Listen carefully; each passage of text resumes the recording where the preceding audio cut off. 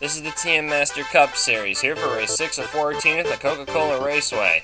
The clutch pole award goes to Steve Marshall, driving car number 8. Marshall is known for success at this racetrack, and he showed it by putting his car on the pole. However, he lost the lead in the first lap to Stuart Sandoval in car number 77. Let's ride on board here at Cyrus Laterza. You'll notice that several of the cars that were doing well at Daytona, such as Tom Levin, Justin Brooks, and Steve Marshall, walked towards the front.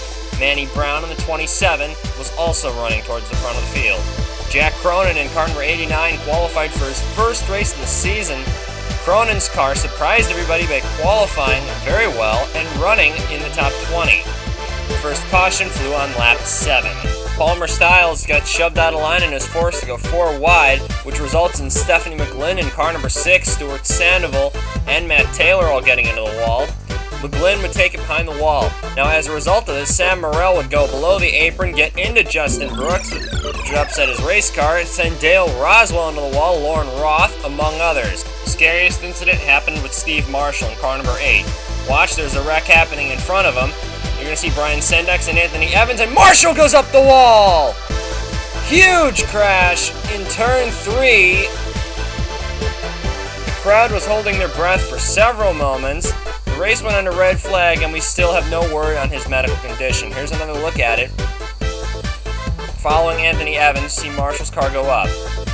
Tom Levin in car number 85 led in the restart, but he quickly fell back after the field decided to pass him. Right on board with Damian Snyder, we see Palmer Styles and Alexis Rainsford duking it out for the lead. Nick Phillip in car number 01 was making his debut. Along with him was Marcus Leonard in the 02 car, both making their first starts. Leonard, however, surprised most people by battling for the lead and leading a lap.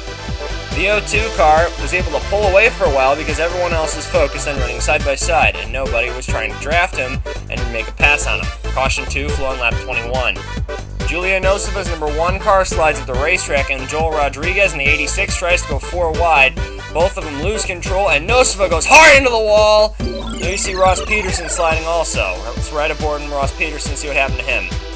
Looks like Kathy Clemens shoves him down, and then Peterson into the wall, spinning out, and then Joel Rodriguez hits him right there, and he goes for a wild barrel roll.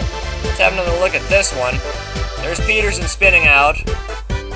Hard hit from Rodriguez, sends him on a wild barrel roll. Peterson entered this race second in the points. He obviously will not remain there at the end of this race. While Marcus Leonard in the 02 led the field off pit road, it was Kurt Pliskin's number 24 Outlaw Inglesby that led them off. See Marcus Leonard lose second to James Dalton and Leonard Roderick, who are now riding on board with. Roderick, in the meantime, makes a pass on the inside of the 24 and takes the lead. And then he holds on to first by fighting off James Dalton's 00 car. Look how close the 00 car gets to the rear bumper of the 4. Roderick lost the lead, and then the 2 biggest underdogs of the day, Marcus Leonard and Jack Cronin, were fighting for the lead. Cronin's number 89 car won out, which is much a surprise, a pleasant one. Jack Cronin's car has minimal funding and no sponsorship at all. It's a miracle he can still show up for these. Ryan Naraki in car number 3, however, rained on his parade. Naraki dove under Jack Cronin and took the lead without a problem. We're going to see the distance he has over second place Ryan Hearn, and it can actually extend when Leonard Roderick goes side by side with him. The precaution, however, shortens that lead. Brian Naraki, however, extended it by using teamwork. He used his teammate Paul Lyons in the 21 to hold up the field. Paul Lyons' car is damaged. However, on lap 38, the 4th caution flew. Matt Smith and Danny Savin get together and go up into Lewis Kingston and Paul Lyons, getting all of them into another wreck. Danny Savin is able to go on and finish the race. On the restart, Ryan Naraki gets a huge jump over Ryan Hearn and Tom Levin. On the closing laps of the race, Sam Morrell looked to be the only car that could have anything for Naraki. On the final lap, he had a chance, but Manny Brown on the 27 broke Morrell's draft, and Naraki didn't even look back as he cruised on to his first career TM Master Cup Series victory. Ryan Naraki's win would be the first by a Rookie of the Year candidate this season. Manny Brown in 2nd, Sam Morrell in 3rd, Kevin Colley surprising in 4th, James Dalton in 5th, Kurt Pliskin, Eric Jackson, Marcus Leonard impressive run in 8th, Tom Levin in 9th, Daytona winner Cyrus Laterza in 10th, and let's give a shout out to Jack Cronin, who was able to come across the line in 11th. And here's the top 10 in points. Manny Brown leads James Dalton by 12, Cyrus Laterza by 19. Eric Jackson by 20. Tony Durbin, Palmer Styles, Leonid Roderick. Ryan Naraki, this week's winner, jumps up to 9th. Scott Bates up into the top 10. Ross Peterson drops down to 10th. On an interesting note, this is the first week in the series in which the points leader has led second place by more than 10 points. And here's the next 10.